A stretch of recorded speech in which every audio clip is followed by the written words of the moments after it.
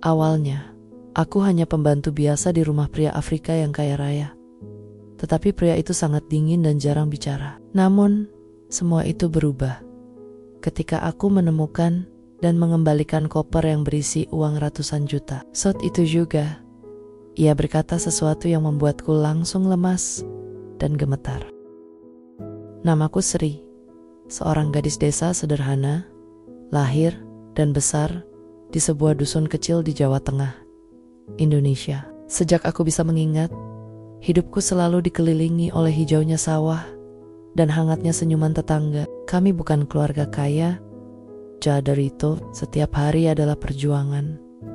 Namun, selalu ada rasa syukur yang mengalir di setiap napas. Ayahku, seorang petani dengan tangan kasar, namun hati selembut kapas, selalu menanamkan satu hal padaku, kejujuran. "Nduk," katanya suatu sore, saat kami duduk di beranda bambu, sambil memandangi senja. "Harta bisa habis, pangkat bisa lenyap, tapi kejujuran itu permata yang tak lekang oleh waktu. Dia akan membawamu ke tempat yang tak pernah kau bayangkan." Kata-kata itu terpatri kuat di benakku, menjadi kompas dalam setiap langkah.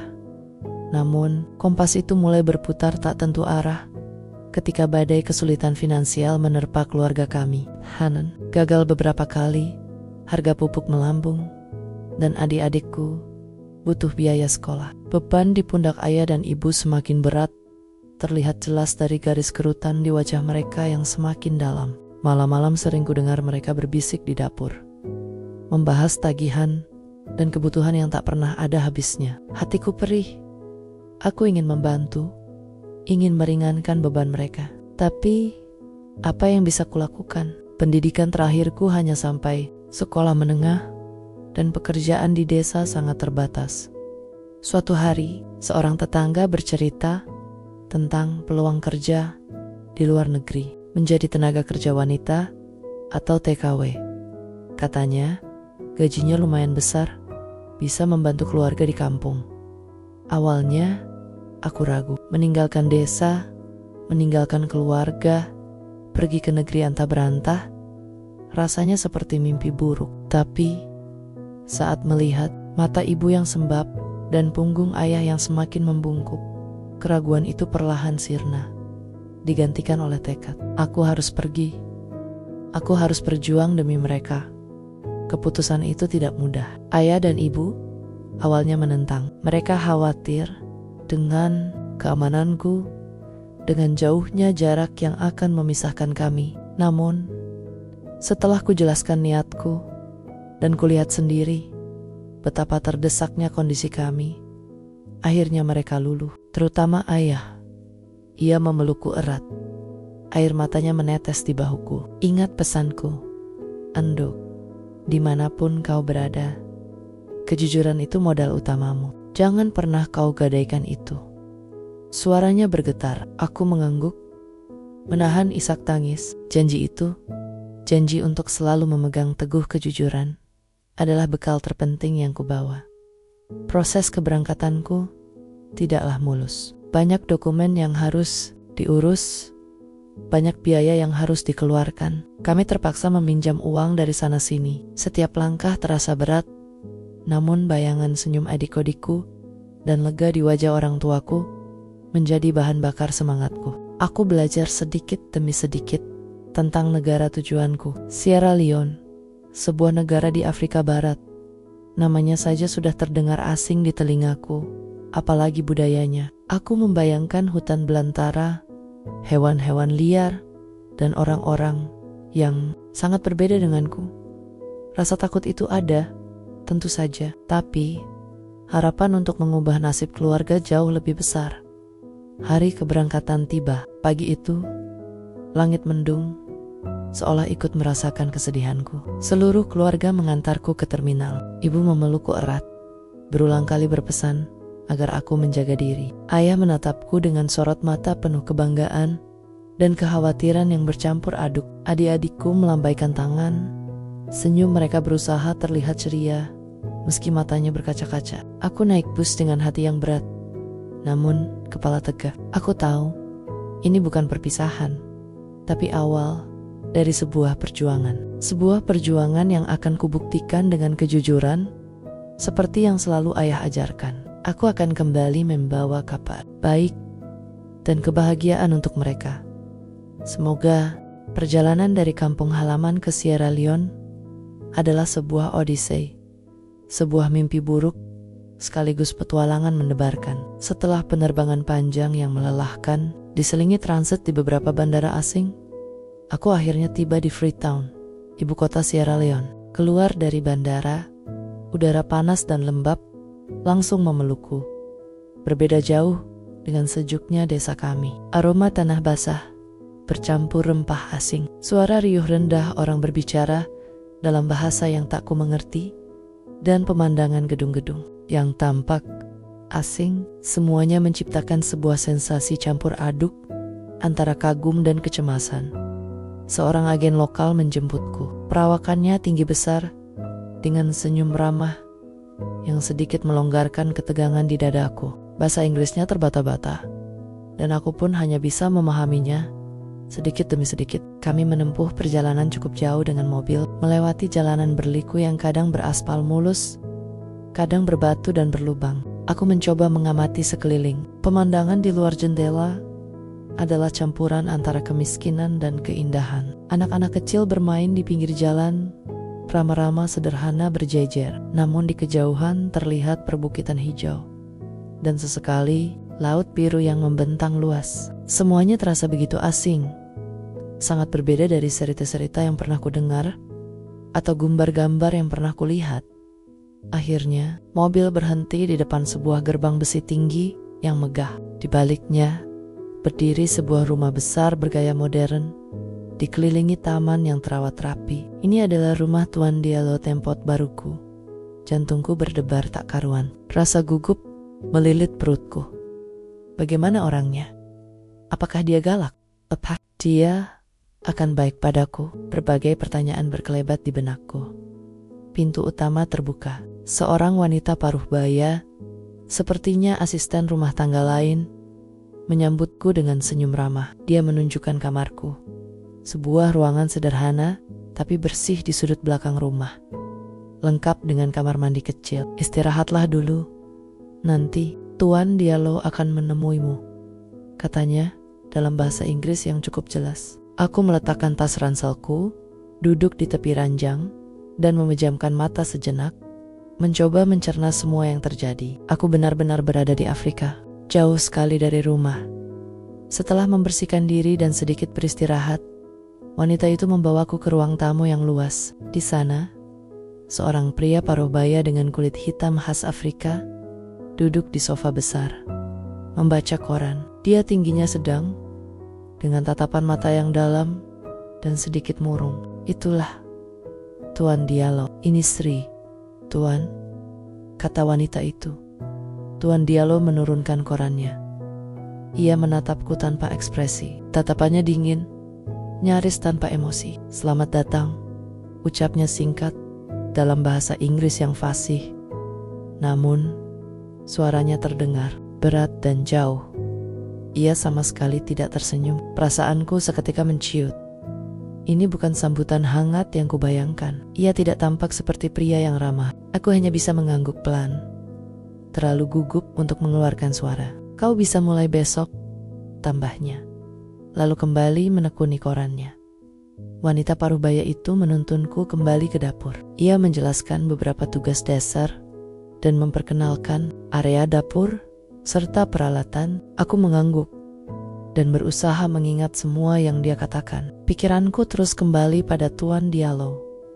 Dia begitu pendiam, begitu menjaga jarak. Ada aura kesedihan yang kuat melingkupinya, seolah dia membawa beban dunia di pundaknya. Rumah ini memang megah, mewah, namun terasa begitu sepi dan hampa. Tidak ada tawa, tidak ada canda, hanya keheningan yang membeku. Malam pertama di rumah Tuan Diallo, aku berbaring di tempat tidur, memandangi langit-langit asing. Jauh di lubuk hatiku, rasa rindu kampung halaman tiba-tiba menyeruak kuat. Aku merindukan obrolan hangat ibu, lelucon ayah, dan tawa riang adik-adikku. Tapi Aku tidak boleh menyerah. Aku sudah sampai sejauh ini. Aku harus kuat demi keluargaku. Aku akan bekerja keras. Aku akan membuktikan bahwa kejujuran, bekal dari ayah, akan menuntunku melewati semua ini. Meskipun aku masih belum tahu tantangan apa lagi yang menunggu di balik kesunyian rumah besar ini. Hari-hariku di rumah Tuan Diallo bergulir dalam rutinitas yang monoton dan nyaris tanpa suara. Bangun pagi buta, membersihkan seluruh bagian rumah yang luas itu, menyiapkan sarapan, merawat taman, mencuci, menyetrika, dan segala pekerjaan rumah tangga lainnya. Aku melakukan semuanya dengan cekatan, berusaha sebaik mungkin. Pengalaman membantu ibu di rumah dan di sawah membuatku terbiasa dengan pekerjaan fisik. Untungnya, rumah Tuan Diallo selalu bersih dan rapi. Jadi pekerjaanku lebih ke arah menjaga kebersihan, bukan membersihkan kekacauan besar. Yang paling menantang adalah adaptasi dengan lingkungan baru. Cuaca panas dan lembab sering membuatku lemas. Makanan di sini sangat berbeda. Awalnya, lidahku sulit menerima rasa rempah yang kuat dan bahan makanan yang asing. Aku sering merindukan masakan ibu, sambal terasi, sayur asem, atau sekadar tempe goreng. Untuk berkomunikasi, aku harus mengandalkan sedikit kemampuanku berbahasa Inggris yang pas-pasan dan banyak menggunakan isyarat tangan. Untunglah, asisten rumah tangga lain, seorang wanita yang jauh lebih tua dariku, bernama Mama Kadi, cukup sabar membimbing dan mengajariku. Dialah satu-satunya orang yang sering berinteraksi denganku. Meskipun obrolan kami terbatas pada urusan pekerjaan, meskipun begitu, aku merasa sangat kesepian. Rumah Tuan Diallo memang megah, dengan perabotan mewah dan taman yang indah. Tapi terasa begitu dingin dan hampa. Tidak ada gelak tawa, tidak ada canda. Tuan Diallo jarang sekali berbicara, kecuali memberi perintah singkat atau menanyakan sesuatu yang penting terkait rumah. Dia akan menghabiskan sebagian besar waktunya di ruang kerjanya, atau kadang keluar rumah untuk urusan bisnis yang tak pernah aku tahu. Jika dia ada di rumah, aura kesedihan dan keterasingan selalu menyelimutinya. Aku sering melihatnya duduk termenung di beranda belakang, menatap kosong ke kejauhan, seolah pikirannya melayang entah kemana. Aku sering mengamati Tuan Diallo dari jauh. Gerak-geriknya yang pelan, sorot matanya yang sering terlihat murung, dan kebiasaannya menyendiri membuatku bertanya-tanya, apa yang terjadi padanya? Mengapa dia begitu tertutup? Apakah dia tidak punya keluarga lain? Tidak ada foto di dinding, tidak ada benda pribadi yang menunjukkan kehangatan. Semua terasa begitu formal dan kaku. Kadang aku melihatnya memegang sebuah foto kecil di tangannya, namun ia akan segera menyembunyikannya jika merasa ada yang melihatnya. Itu menambah lapisan misteri pada sosoknya. Malam-malam setelah semua pekerjaan selesai, aku akan kembali ke kamarku. Kuseduh teh celup pemberian Mama Kadi, lalu duduk di tepi ranjang. Kusandarkan punggung ke dinding, dan pikiranku melayang jauh ke kampung halaman. Aku membayangkan ayah dan ibu sedang duduk di beranda, menikmati kopi panas setelah seharian bekerja. Aku merindukan celotehan adik-adikku. Air mataku sering menetes tanpa kusadari. Aku tahu, aku tidak boleh lemah. Aku ada di sini untuk mereka. Aku harus kuat. Setiap hari adalah perjuangan. Aku merasa seperti robot, bergerak melakukan tugas-tugas tanpa banyak interaksi. Namun, di balik kesunyian itu, ada rasa ingin tahu yang terus tumbuh.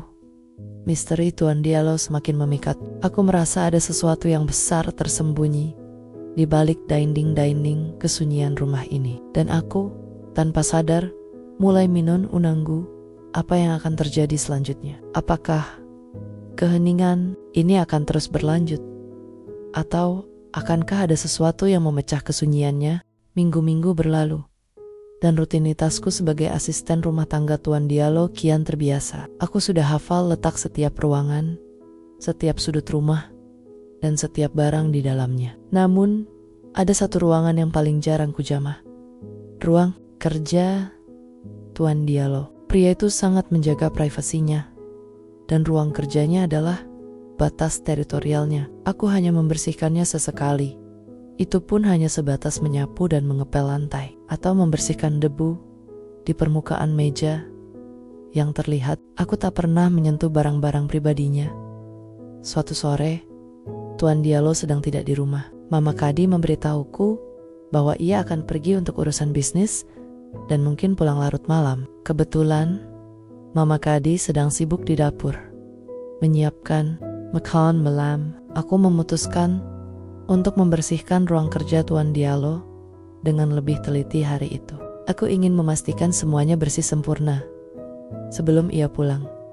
Aku masuk perlahan, seperti biasa, merasakan aura keseriusan dan ketenangan di ruangan itu. Rak buku tinggi menjulang di salah satu sisi, penuh dengan buku-buku tebal yang tak ku mengerti. Judulnya, meja kerjanya besar, terbuat dari kayu gelap dan selalu rapi. Aku mulai menyapu lantai, lalu dengan hati-hati membersihkan debu di meja. Saat tanganku menyeka sudut meja di balik tumpukan dokumen, jariku menyentuh sesuatu yang lunak. Aku menunduk, dan mataku langsung tertuju pada sebuah tas kecil berwarna gelap yang tersembunyi sebagian di bawah tumpukan kertas.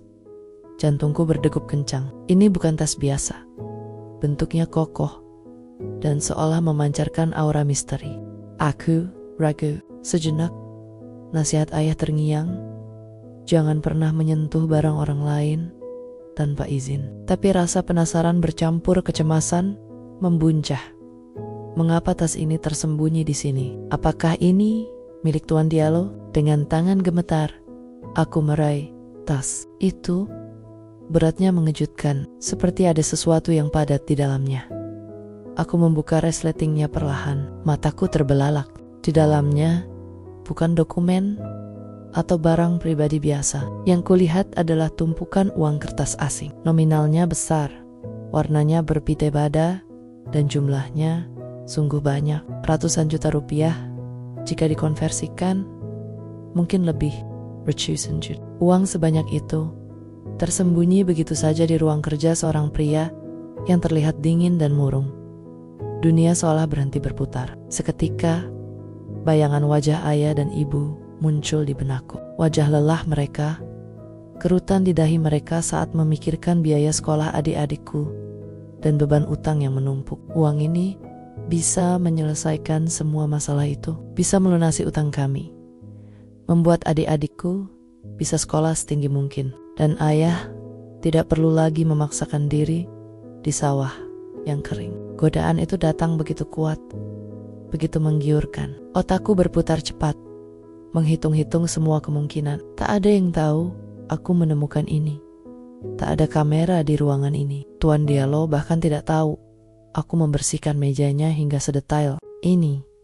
Konflik batin berkecamuk hebat di dadaku. Di satu sisi, ada kebutuhan keluarga yang mendesak, janji untuk membawa perubahan, dan kesempatan emas yang entah kapan datang lagi. Di sisi lain, ada suara ayah. Kejujuran itu permata, enduk. Jangan pernah kau gadaikan itu. Suara itu bergaung begitu kuat di telingaku, mengalahkan segala bisikan godaan. Bagaimana jika Tuan Diallo menyadari uangnya hilang? Aku akan dicurigai, mungkin dituduh mencuri. Reputasiku akan hancur. Bahkan jika aku berhasil lolos, rasa bersalah itu akan menghantuiku seumur hidup. Apakah kebahagiaan yang dibangun di atas kebohongan akan benar-benar terasa manis? Aku memejamkan mata, menarik napas dalam-dalam. Wajah ayah kembali terlintas. Kali ini bukan hanya wajah lelahnya, tapi juga wajah penuh harap dan kepercayaan saat ia melepas keberangkatanku. Ia percaya padaku. Ia telah memberiku bekal paling berharga, integritas. Apakah aku akan mengecewakannya? Apakah aku akan mengkhianati kepercayaannya? Tidak. Aku tidak bisa. Dengan tangan yang masih sedikit gemetar, aku menutup kembali resleting. Tas itu, aku meletakkannya kembali ke tempat semula, memastikan ia tersembunyi seperti saat aku menemukannya. Uang itu bukan milikku. Aku tidak akan pernah menyentuh hak orang lain. Prinsip itu lebih berharga dari ratusan juta yang kini tergeletak di hadapanku. Aku akan mengembalikannya pada Tuan Diallo. Tidak peduli apapun risikonya. Rasa takut bercampur lega memenuhi dadaku. Lega karena aku telah memilih jalan yang benar. Dan takut akan reaksi Tuan Diallo. Bagaimana aku harus mengatakannya? Bagaimana jika ia marah? Aku hanya bisa pasrah, memohon bimbingan agar jalanku diluruskan.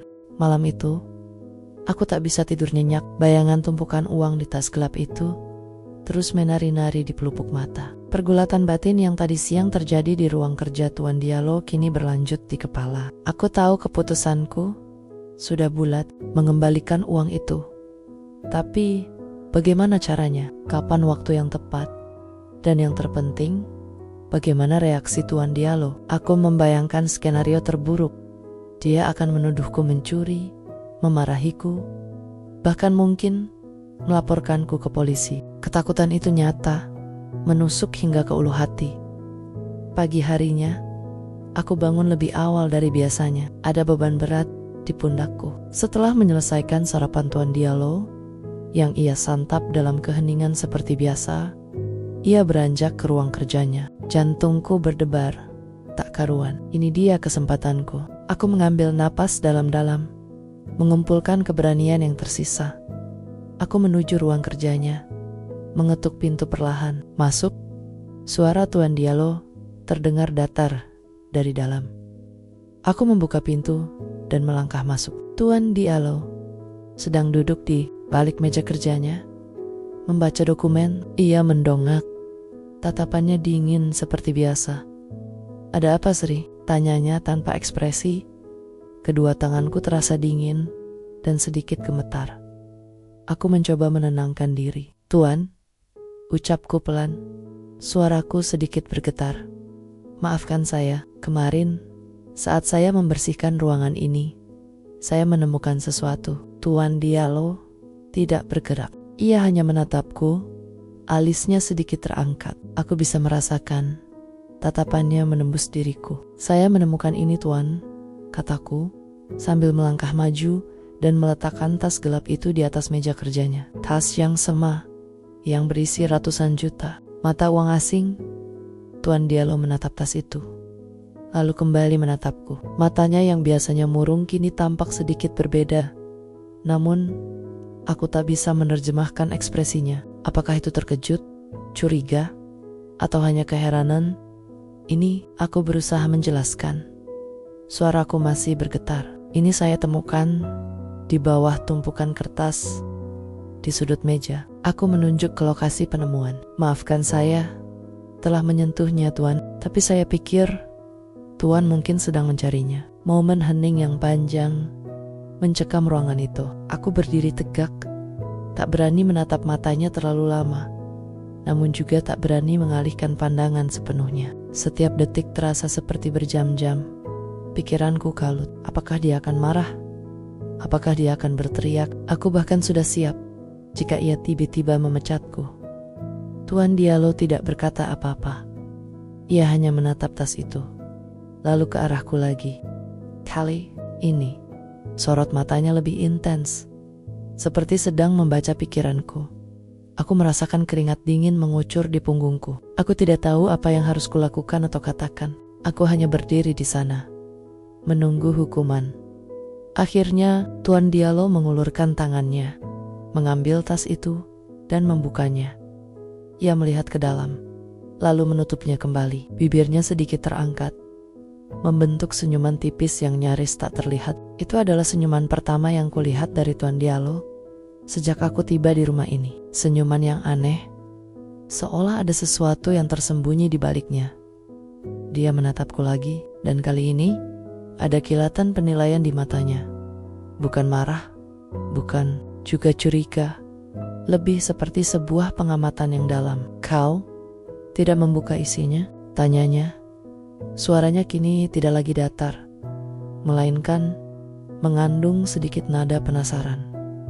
Saya melihat ada uang di dalamnya, Tuan.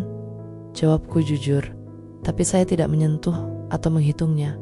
Itu bukan hak saya. Tuan Diallo mengangguk. Perlahan, ia menyandarkan punggungnya ke kursi, memejamkan mata sejenak, lalu membukanya lagi. Ada perubahan di wajahnya. Dinding yang selama ini mengelilinginya seolah runtuh, sedikit demi sedikit. Tatapannya kini tidak lagi dingin, melainkan lebih lunak. Seolah ia melihat sesuatu yang tak terduga dalam diriku. "Terima kasih, Sri," katanya. Suaranya lebih lembut dari yang pernah ku dengar. "Terima kasih banyak." Kata-kata itu diucapkan dengan tulus, terasa seperti embun penyejuk di tengah gurun kekhawatiranku. Aku tidak dipecat, aku tidak dimarahi. Justru ia mengucapkan terima kasih. Perasaan lega yang luar biasa membanjiri diriku. Aku hanya mengangguk, masih tak percaya dengan reaksinya. Tuan Diallo lalu memberi isyarat padaku untuk pergi. Aku segera meninggalkan ruang kerjanya. Napas terengah-engah di luar. Aku bersandar pada dinding, jantungku masih berdebar kencang. Ujian kejujuranku telah berakhir, dan aku telah melewatinya. Tapi aku belum tahu, ini baru permulaan dari sesuatu yang jauh lebih besar. Setelah kejadian penemuan uang itu, ada perubahan yang kentara dalam suasana rumah Tuan Diallo, dan terutama pada Tuan Diallo sendiri. Dinding tebal yang selama ini ia bangun di sekelilingnya mulai retak, bahkan sedikit runtuh. Ia cedak lagi, sekadar memberi perintah singkat atau menatapku tanpa ekspresi. Sekarang, ia kadang akan tersenyum tipis saat berpapasan denganku di lorong, atau mengucapkan terima kasih, "Sri," dengan nada yang lebih hangat. Setelah aku menyelesaikan pekerjaanku, perubahan kecil tapi sangat terasa bagiku yang selama ini hidup dalam kesunyian dan formalitas. Beberapa hari setelah aku mengembalikan uang itu, sebuah kejadian tak terduga terjadi. Aku sedang membersihkan ruang tamu ketika Tuan Diallo keluar dari ruang kerjanya. Ia tidak langsung kembali ke kamarnya seperti biasa. Ia duduk di sofa yang tidak jauh dariku, dan untuk pertama kalinya ia memulai percakapan. "Tri," panggilnya. Suaranya pelan namun jelas. Aku menghentikan pekerjaanku, menoleh. "Betulnya, ya, Tuan, tentang uang itu," katanya. Menatapku lurus. "Aku harus mengatakan sesuatu padamu." Jantungku berdebar lagi. Apakah ada yang salah? Apakah ia baru menyadari ada yang kurang? "Uang itu, Sri," lanjutnya. Matanya menatapku dengan intensitas yang belum pernah kulihat sebelumnya. "Bukanlah uang yang hilang secara tidak sengaja. Uang itu adalah sebuah ujian." Aku terkejut, mulutku sedikit ternganga. "Ujian? Jadi dia sengaja meletakkan uang sebanyak itu untuk menguji diriku?" Pikiranku langsung kembali pada pergulatan batin hebat yang kualami saat itu. Rasanya seperti sebuah lelucon kejam, namun tatapan serius Tuan Diallo menunjukkan bahwa ia sama sekali tidak bercanda. "Aku tahu ini mungkin terdengar aneh," katanya, seolah membaca keterkejutanku. "Tapi setelah apa yang terjadi dalam hidupku, aku kehilangan kepercayaan pada banyak orang. Aku kehilangan segalanya, termasuk kepercayaanku pada kejujuran manusia." Tuan Diallo menarik napas panjang. Sorot matanya kembali diliputi kesedihan yang mendalam. Ia mulai bercerita. Suaranya pelan, kadang bergetar, namun setiap kata mengandung beban emosi yang berat. "Istriku," ujarnya. Suaranya tercekat. "Dia meninggal 5 tahun yang lalu karena sakit. Setelah kematiannya, aku merasa duniaku runtuh. Dia adalah segalanya bagiku. Namun, di tengah dukaku, aku menemukan bahwa banyak orang yang kupercaya mengkhianatiku. Teman-teman bisnis yang mengambil keuntungan, bahkan beberapa kerabat mencoba memanfaatkan kesedihanku." Ia menghela napas berat. "Aku menjadi sangat tertutup. Aku tidak bisa mempercayai siapapun. Aku tahu itu tidak sehat, tapi aku tidak bisa menghentikannya. Aku merasa kosong, dan rumah ini terasa semakin dingin tanpa dia." Aku mendengarkan dalam diam. Hatiku ikut merasakan kesedihan yang mendalam. Sekarang aku mengerti mengapa ia begitu murung, begitu menjaga jarak. Ia terluka, dan lukanya belum sembuh. Aku membutuhkan seseorang yang bisa kupercaya sepenuhnya di rumah ini, Sri. Seseorang yang benar-benar jujur, tanpa pamrih. Lanjutnya, "Maka aku melakukan ujian itu. Aku tahu itu berisiko, tapi aku harus melakukannya. Aku harus mencari setitik harapan di tengah keraguan yang melanda hatiku. Ia menatapku, dan kali ini ada kilatan rasa hormat di matanya. Dan kau, Sri, kau membuktikan bahwa kejujuran itu masih ada. Kau melewati ujian itu dengan gemilang. Kau mengingatkanku pada istriku. Dia juga seorang wanita yang sangat jujur dan berintegritas. Sebuah dialog panjang dan mendalam pun terjadi di antara kami. So, Tuan Diallo menceritakan lebih banyak tentang hidupnya, tentang bisnisnya, tentang kesepiannya. Aku, untuk pertama kalinya, merasa bisa berbicara dengannya tanpa rasa takut. Aku bercerita tentang keluargaku di Indonesia, tentang ayah yang selalu mengajarkan pentingnya kejujuran, tentang mimpi-mimpiku untuk membantu mereka. Kami duduk di sana selama berjam-jam. Dua jiwa yang sangat berbeda dari dua benua yang berbeda. Namun, menemukan jembatan lewat sebuah tindakan sederhana. Kejujuran, percakapan itu mengubah segalanya. Dinding yang selama ini memisahkan kami runtuh. Sepenuhnya. Tuan Diallo tidak lagi hanya seorang majikan. Ia menjadi sosok yang mulai bisa kupahami. Bahkan ku bersimpati. Dan aku, dari seorang pembantu yang tak terlihat, kini menjadi orang yang telah membangkitkan kembali harapan di hati seorang pria yang terluka. Aku tidak tahu apa yang akan terjadi selanjutnya, tapi aku tahu hubungan kami tidak akan pernah sama lagi. Sejak percakapan sore itu di ruang tamu, dinamika antara aku dan Tuan Diallo berubah drastis. Dinding es yang tadinya membatasi kami kini mencair, digantikan oleh jalinan kepercayaan yang tumbuh perlahan namun pasti. Tuan Diallo, yang dulunya sosok pendiam dan menjaga jarak, kini mulai menunjukkan sisi lain dari dirinya. Ia lebih sering tersenyum, senyum tulus yang hangat, bukan lagi senyum tipis misterius seperti sebelumnya. Matanya, yang tadinya selalu murung, kini memancarkan sedikit cahaya, seolah beban berat di pundaknya mulai terangkat.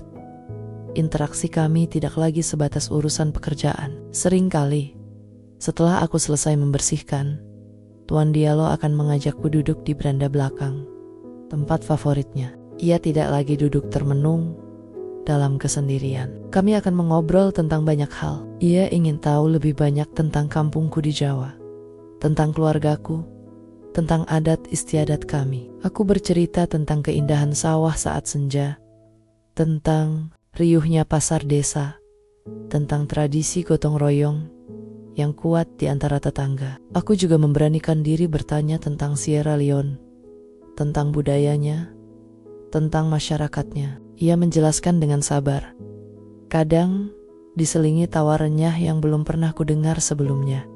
Aku mulai melihat Tuan Diallo bukan lagi sebagai majikan yang dingin, melainkan sebagai seorang pria yang terluka, yang membutuhkan teman untuk berbagi. Dan aku, entah bagaimana, berhasil menjadi teman itu. Aku tahu ia masih berduka atas kehilangan istrinya, tapi kehadiranku seolah membawa sedikit warna ke dalam dunianya yang kelabu. Aku sering menyiapkan teh herbal untuknya saat ia tampak lelah, atau membawakan buah-buahan segar ke ruang kerjanya. Gestur kecil itu, yang tadinya tak terpikirkan, kini terasa wajar. Ia selalu menerima dengan senyum dan ucapan terima kasih yang tulus.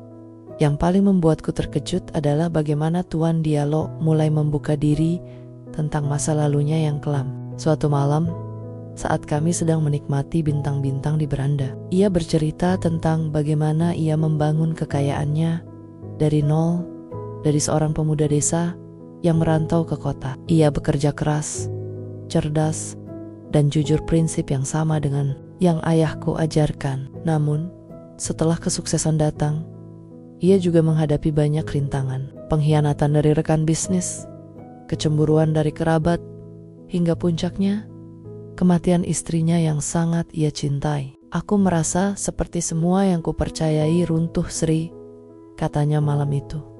Suaranya sedikit parau. Kepercayaan adalah fondasi bagiku. Ketika itu hancur, aku merasa tersesat. Aku bahkan sempat berpikir untuk meninggalkan semuanya. Aku mendengarkan dengan penuh perhatian. Kata-katanya menyentuh hatiku. Aku bisa merasakan kepedihan yang ia alami. Tapi Tuan kuat, kataku lirih. Tuan tidak menyerah. Ia tersenyum, menatapku. Tidak, Sri. Aku menemukanmu.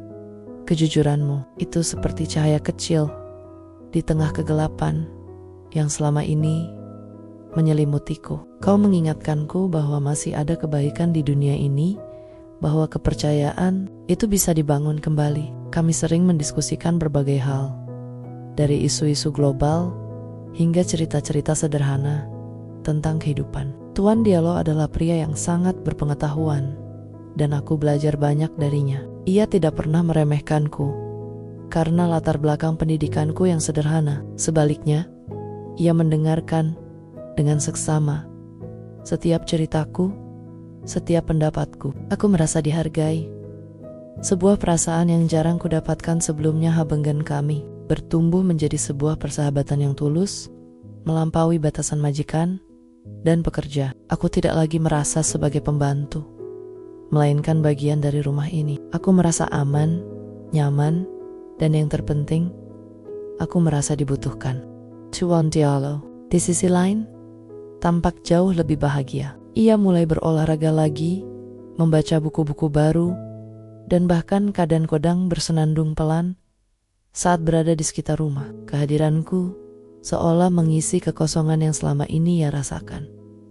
Aku tidak tahu kemana arah hubungan ini akan berlabuh. Aku hanya tahu bahwa aku merasa nyaman dan tenang berada di dekatnya. Tuan Diallo telah memberiku rasa aman dan hormat, sesuatu yang sangat berharga bagi seorang perantau sepertiku. Dan aku, mungkin tanpa kusadari, telah memberinya kembali harapan dan kepercayaan. Ini adalah babak baru dalam hidupku, jauh lebih indah dari yang kubayangkan.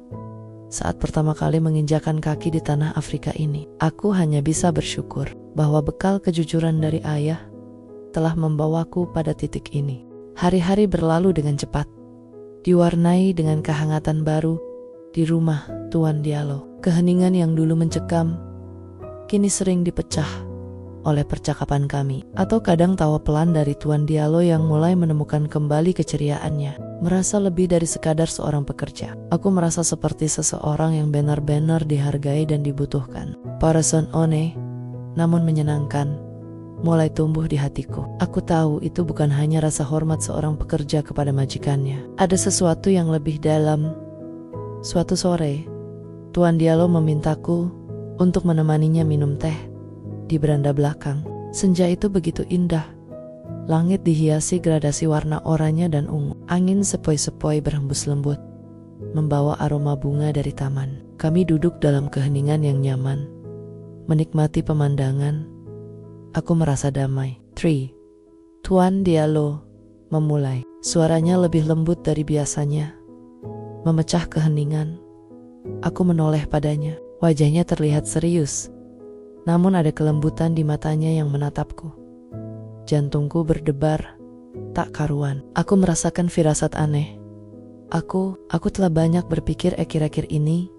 Lanjutnya, menatap jauh ke cakrawala. Hidupku setelah kehilangan istriku adalah kehampaan. Aku memiliki segalanya secara materi, tapi aku kehilangan hal terpenting, kebahagiaan dan kepercayaan. Ia menghela napas panjang, lalu menoleh padaku. Matanya bertemu dengan mataku, dan di sana aku melihat sebuah emosi yang tulus yang belum pernah kulihat sebelumnya. Itu bukan lagi kesedihan, bukan lagi kekecewaan. Itu adalah sesuatu yang baru, sesuatu yang lebih dalam. Kemudian kau datang, katanya.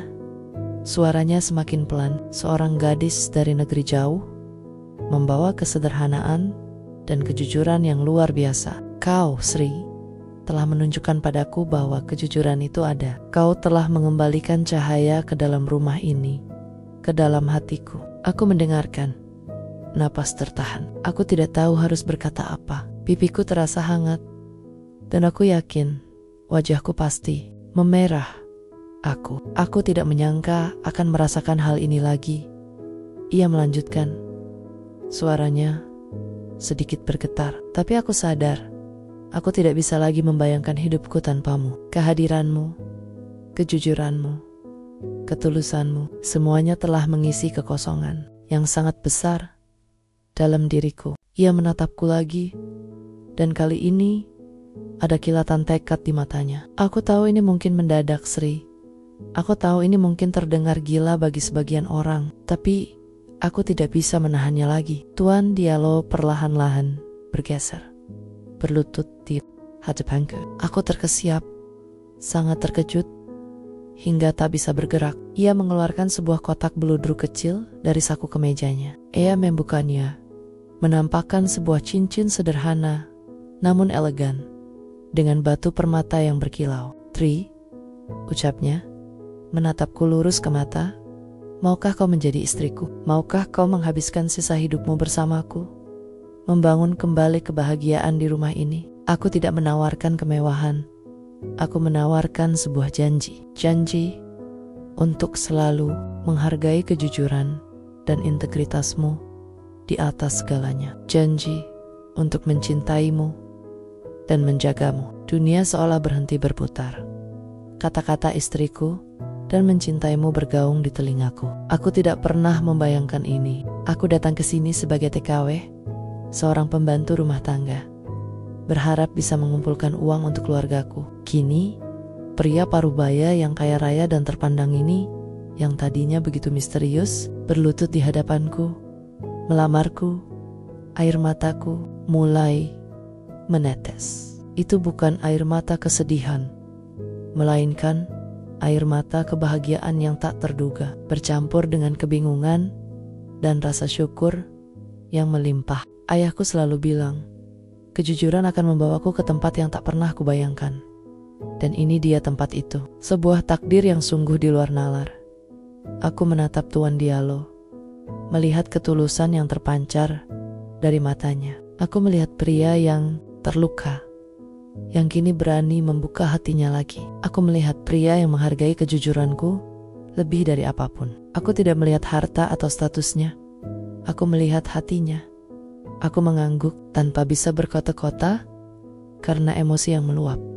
Air mata terus mengalir di pipiku. Ya, Tuan Diallo, ucapku pelan.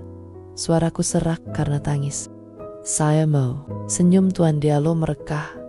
Senyum paling tulus dan bahagia yang pernah kulihat darinya. Ia berdiri dan perlahan memasangkan cincin itu di jariku. Ia lalu menggenggam tanganku erat. Kehangatan tangannya menjalar, memberikan rasa aman dan cinta yang luar biasa.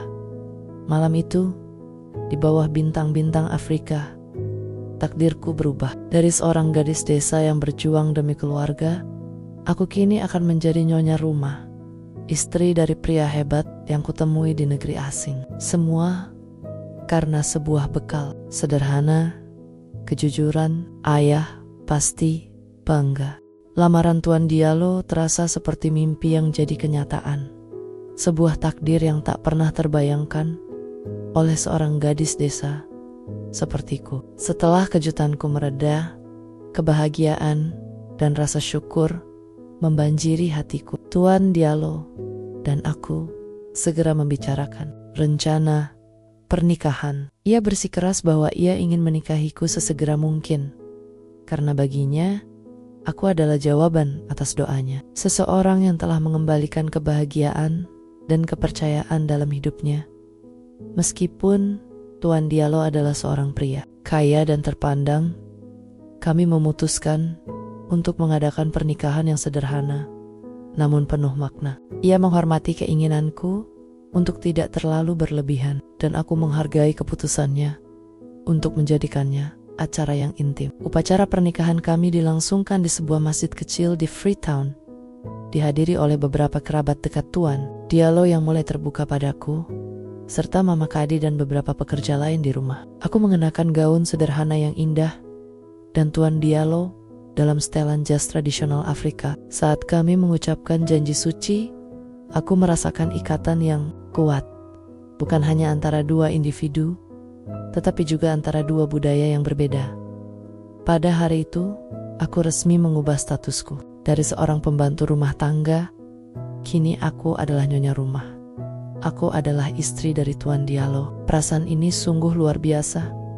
hampir tak nyata. Namun, perubahan status itu tidak lantas mengubah diriku. Aku tetap menjalankan rutinitas harianku dengan penuh cinta dan dedikasi. Aku masih bangun pagi, menyiapkan sarapan untuk Tuan Diallo, mengurus rumah, dan merawat taman. Bedanya, kini semua itu kulakukan bukan lagi karena kewajiban sebagai pekerja, melainkan karena cinta dan komitmen sebagai seorang istri. Setiap sudut rumah ini terasa lebih hidup, lebih hangat, karena kini ada dua hati yang berbagi di dalamnya.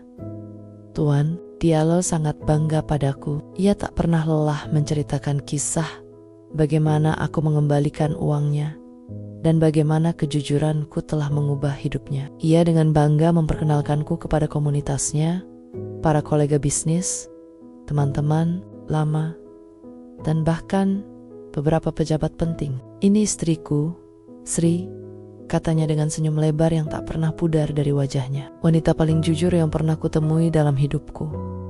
Dia adalah cahaya yang menerangi kembali duniaku. Awalnya, aku merasa sedikit canggung.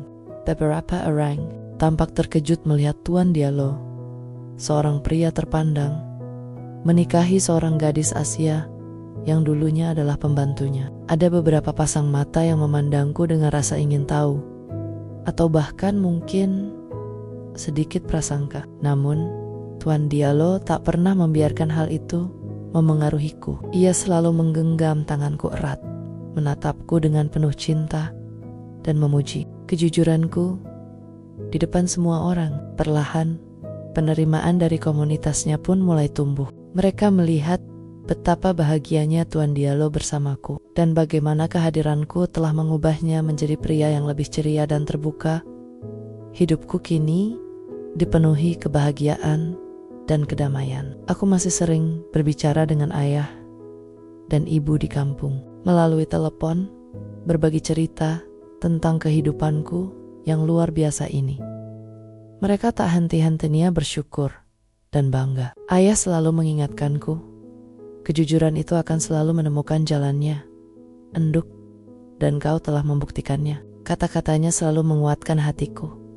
Aku telah menemukan rumah keduaku di benua Afrika ini, dan aku telah menemukan cinta sejati pada diri Tuan Diallo. Cinta yang dibangun di atas fondasi kejujuran dan kepercayaan yang kokoh. Aku, seorang gadis desa sederhana dari Jawa, kini menjadi bagian dari keluarga Diallo, seorang nyonya rumah yang dicintai dan dihormati. Ini adalah babak baru yang lebih dari sekadar sebuah pernikahan. Ini adalah bersatunya dua hati, dua budaya, dan dua dunia. Semua berkat sebuah permata bernama kejujuran.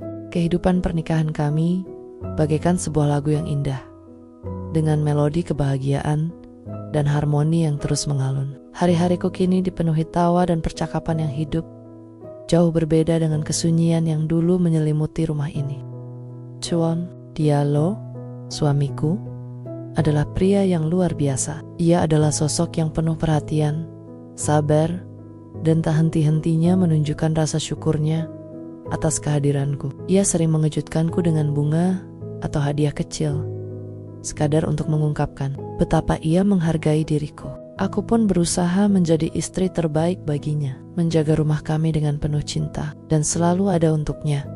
Kami sering menghabiskan malam di beranda belakang, menikmati secangkir teh, dan memandangi bintang-bintang yang bertaburan di langit Afrika. Obrolan kami mengalir ringan, kadang tentang rencana hari esok, kadang tentang kenangan masa lalu, atau sekadar berbagi cerita tentang hari yang telah berlalu. Aku belajar banyak tentang budayanya, dan ia pun tak pernah bosan mendengarkan ceritaku tentang Indonesia. Perbedaan latar belakang kami justru memperkaya hubungan, membuat kami saling belajar dan memahami. Suatu pagi, beberapa bulan setelah pernikahan kami, aku merasakan sesuatu yang berbeda di tubuhku. Mual-mual di pagi hari, nafsu makan yang berubah, dan kelelahan yang tak biasa. Awalnya aku mengira hanya karena perubahan cuaca atau kelelahan biasa. Namun, Setelah beberapa hari, Mama Kadi, yang sudah kuanggap seperti ibuku sendiri di sini, memperhatikan perubahanku. Dengan senyum misterius, ia menyarankan agar aku memeriksakan diri ke dokter. Aku pergi ke klinik bersama Mama Kadi.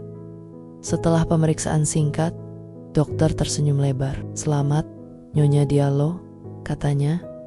"Anda positif hamil." Dunia seolah berhenti. Sejenak, aku hamil, sebuah berita yang sungguh tak terduga, sekaligus membahagiakan luar biasa. Air mataku langsung menetes, bukan karena sedih, melainkan karena kebahagiaan dan rasa syukur yang meluap-luap. Mama Kadi memelukku erat, ikut berbagi kebahagiaan.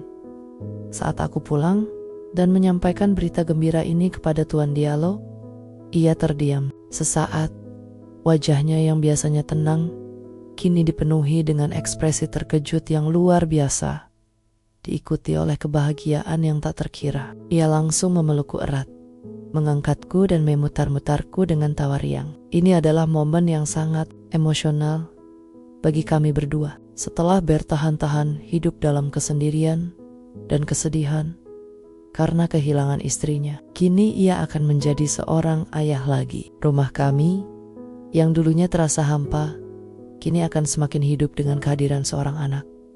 Tuan Diallo menjadi sangat protektif selama masa kehamilanku. Ia memastikan aku cukup istirahat, makan makanan bergizi, dan tidak melakukan pekerjaan berat. Ia sering mengelus perutku dan berbicara dengan bayi dalam kandunganku, berbagi cerita tentang harinya, atau sekadar menyanyikan lagu pengantar tidur yang lucu. Aku melihat sisi kelembutan Tuan Diallo yang belum pernah kulihat sebelumnya. Ia tampak sangat antusias menyambut peran barunya sebagai seorang ayah. Di tengah semua kebahagiaan ini, kami mulai merencanakan masa depan. Salah satu keinginan terbesarku adalah bisa mengenalkan Tuan Diallo kepada keluargaku di Indonesia. Mereka melihat dengan mata kepala sendiri kebahagiaanku, dan aku ingin Tuan Diallo merasakan hangatnya sambutan keluarga besarku. "Kita akan pergi ke Indonesia, Sri," kata Tuan Diallo suatu malam sambil mengelus perutku. "Kita akan mengunjungi keluargamu. Aku ingin berterima kasih kepada ayah dan ibumu karena telah membesarkan seorang putri yang begitu jujur dan luar biasa sepertimu." Mendengar itu, hatiku menghangat. Rasa haru membanjiriku. Mimpiku untuk membawa kebahagiaan bagi keluargaku di kampung kini akan segera terwujud.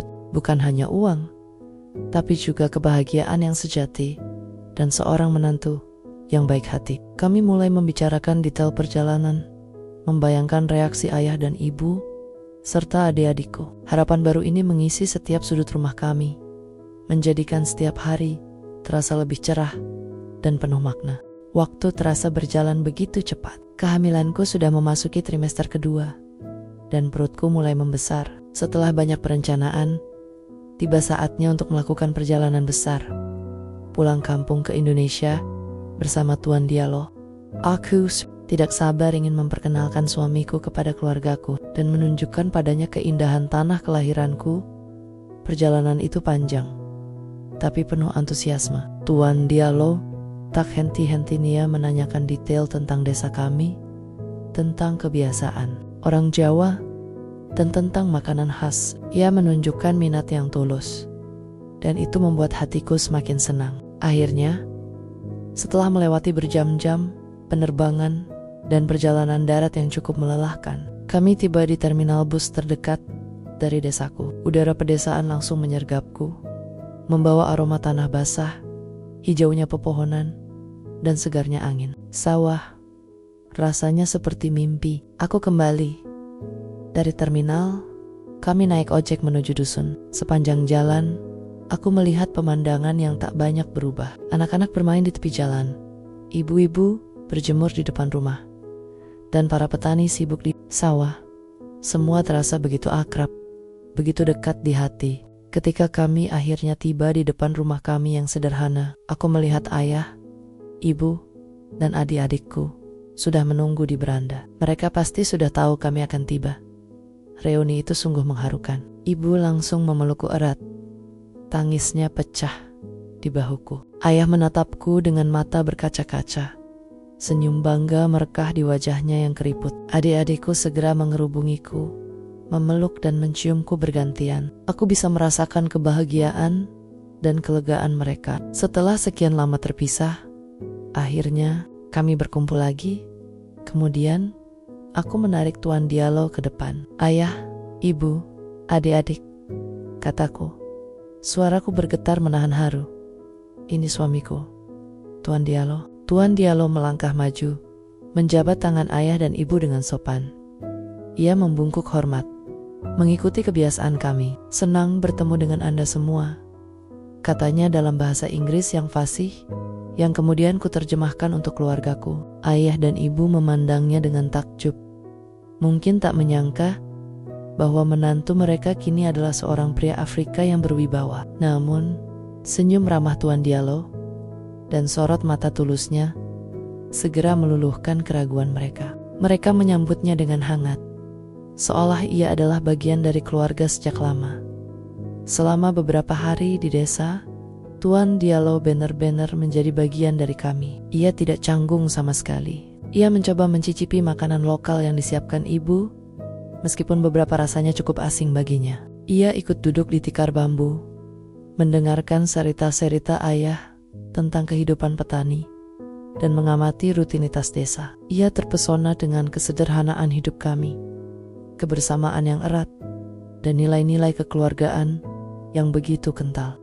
Aku bisa melihat dari mana kejujuranmu berasal, Sri, kata Tuan Diallo suatu sore, saat kami bergeleng-geleng di pematang sawah. Keluargamu adalah orang-orang yang sangat baik hati, dan desamu ini sangat damai. Ia bahkan mencoba membantu ayah di sawah, meski ia lebih banyak tertawa daripada bekerja. Ayah dan adik-adikku sangat senang dengan kehadirannya. Mereka tak henti-hentinya memuji kebaikan dan kesopanan Tuan Diallo. Aku bisa melihat di mata ayah dan ibu kebahagiaan yang tak terhingga. Putri mereka yang dulu pergi dengan hati berat, kini kembali membawa kebahagiaan yang jauh melampaui impian mereka. Utang-utang keluarga bisa terbayar lunas, dan adik-adikku bisa melanjutkan sekolah tanpa khawatir biaya. Semua ini adalah buah dari kejujuran yang selalu ayah tanamkan. Kunjungan ini adalah sebuah jembatan yang menghubungkan dua dunia yang berbeda. Tuan Diallo, seorang pengusaha sukses dari Afrika, kini mengenal dan mencintai akar sederhanaku di Jawa dan keluargaku. Yang tadinya hanya mengenal dunia sempit pedesaan, kini memiliki ikatan dengan benua yang jauh. Aku merasa lengkap.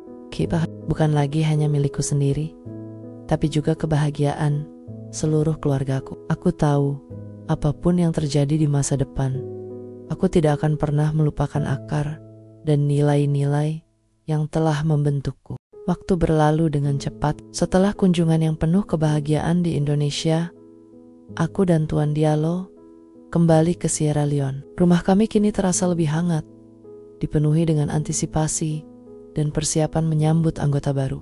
Tuan Diallo semakin protektif dan penuh kasih sayang, tak sabar menanti kehadiran buah hati kami. Setiap hari adalah hitungan mundur yang manis. Akhirnya, hari yang dinanti-nanti pun tiba. Setelah perjuangan yang panjang, pada suatu malam yang tenang, aku melahirkan seorang bayi perempuan yang sehat dan cantik. Tangis pertamanya adalah melodi terindah yang pernah ku dengar. Tuan Diallo mendampingiku sepanjang proses persalinan, menggenggam tanganku erat, dan air mata kebahagiaan mengalir di pipinya saat ia pertama kali menggendong putri kecil kami. Kami memberinya nama Nur Elta. Nur adalah cahaya dalam bahasa Arab, dan Elta adalah nama yang indah dan memiliki makna mendalam di budaya Tuan Diallo. Sering diartikan sebagai berkah atau hadiah. Nama itu terasa begitu pas. Nur Elta, cahaya dari dua dunia, berkah dari kejujuran. Ia adalah simbol nyata bersatunya dua budaya, dua benua, dan dua hati yang dipertemukan oleh benang takdir bernama kejujuran.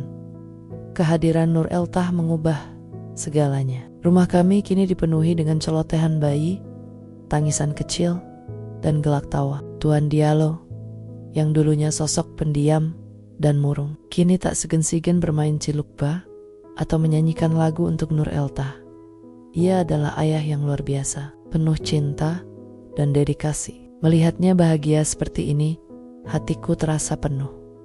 Aku sering merenungkan perjalanan hidup seorang gadis desa dari Jawa Tengah yang nekat merantau demi keluarga, kini menjadi seorang istri dan ibu di negeri yang jauh. Semua berawal dari sebuah tindakan sederhana, mengembalikan uang yang bukan hakku, balas dendam kemenangan yang sesungguhnya bukanlah membalas dendam pada siapapun, melainkan kemenangan atas kesulitan hidup, kemenangan atas godaan, dan kemenangan moral yang membawa pada kebahagiaan sejati. Kemenanganku adalah terwujudnya kehidupan yang jauh lebih baik dari yang pernah kuimpikan. Sebuah kehidupan yang penuh cinta, kehormatan, dan keluarga yang utuh. Tuan Diallo sering mengingatkanku, kejujuranmu, Sri, adalah anugerah terbesar dalam hidupku. Tanpa itu, aku tidak akan menemukanmu, tidak akan menemukan kebahagiaan ini, dan tidak akan memiliki Nur Elta. Kata-katanya selalu membuat hatiku hangat dan mataku berkaca-kaca. Kisahku mungkin sederhana, namun mengajarkan satu hal.